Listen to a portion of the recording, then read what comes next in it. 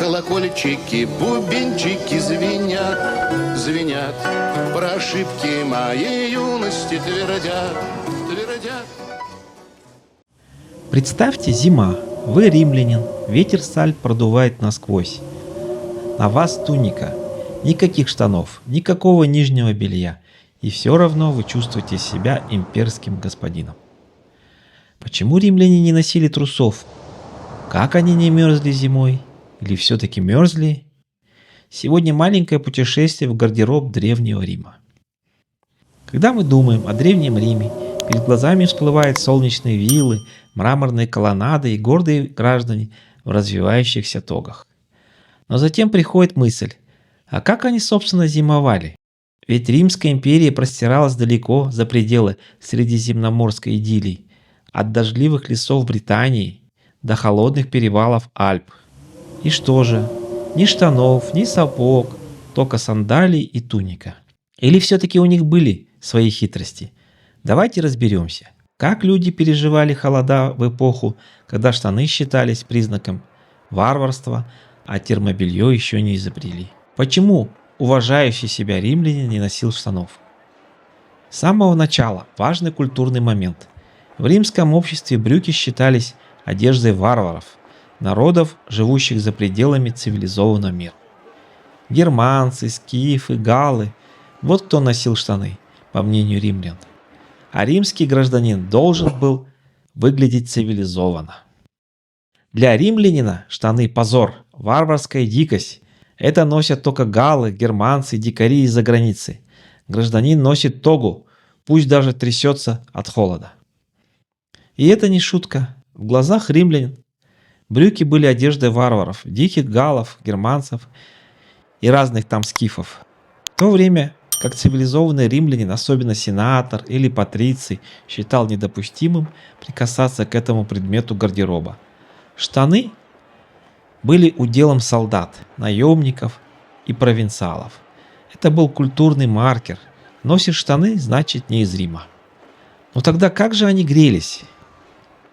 Римляне знали толк в многослойности задолго до появления термобелья. Их зимний комплект включал тунику из плотной шерсти, а под ней еще одну, потоньше, вроде подкладки. Плащи и накидки. Особенно популярна была пайнула, широкий плащ с капюшоном, и лацерна, накидка на фибуле. Шерстяные обмотки на ноги, носки, гетры, а иногда даже перчатки и меховые капюшоны. Например, кукулус, особенно в Галлии и Британии. Тога – это символ статуса. Ее носили исключительно свободные мужчины. Это была нелегкая, в ношении длинная, свернутая особым образом ткань, которую без помощника было трудно надеть.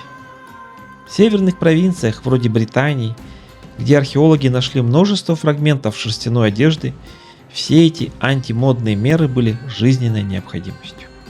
В том числе и штаны, которые легионеры надевали, игнорируя столичные предрассудки. Ведь легионер должен был выжить, а не блистать. И все же, носки были? Да, конечно. Несмотря на анекдоты о римлянах в сандалиях зимой, археологические находки показывают, что в северных провинциях использовались обмотки, носки и даже шерстяные гетры. В Индуландии, это римский форт на территории Британии, найдены фрагменты одежды, которые говорят о ношении гетр и даже шерстяных перчаток.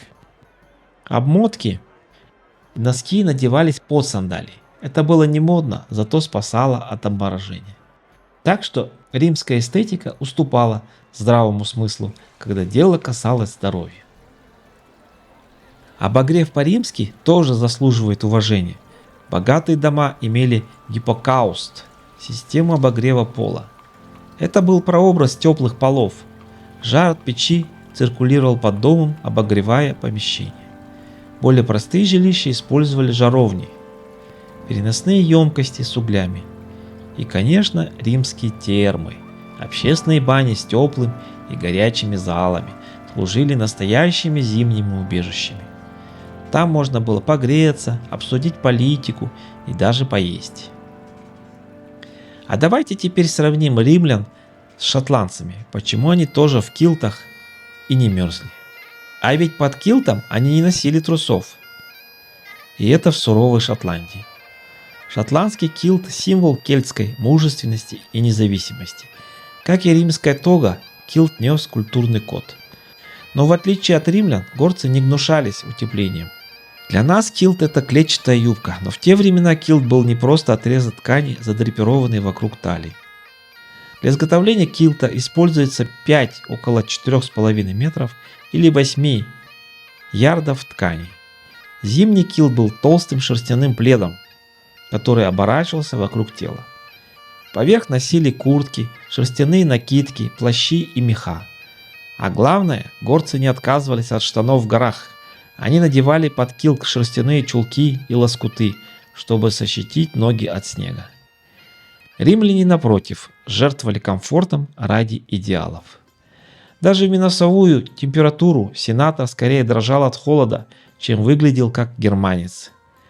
Хотя, по правде говоря, за стенами форума практичность все же побеждала. И солдаты, и крестьяне, и рабы использовали все, что могли, от обмоток и шкур до настоящих брюк. Что говорили о зиме сами римляне? Даже знаменитые люди оставили свои записи. Цицерон жаловался на сырость и холод Арпина. Сенека советовал не кичиться страданиями и не морозить себя зря. Ювенал в сатирах высмеивал эстетов, которые в сандалиях стонут под ледяным ветром. Римляне не были бессмертными героями из бронзы. Они мерзли, болели, кутаясь в шерсть, и искали тепло в термах, в жаровнях, в горячем вине и похлебке. И хотя они жили без штанов, без здравого смысла они не обходились. Просто у них на это были свои античные причины.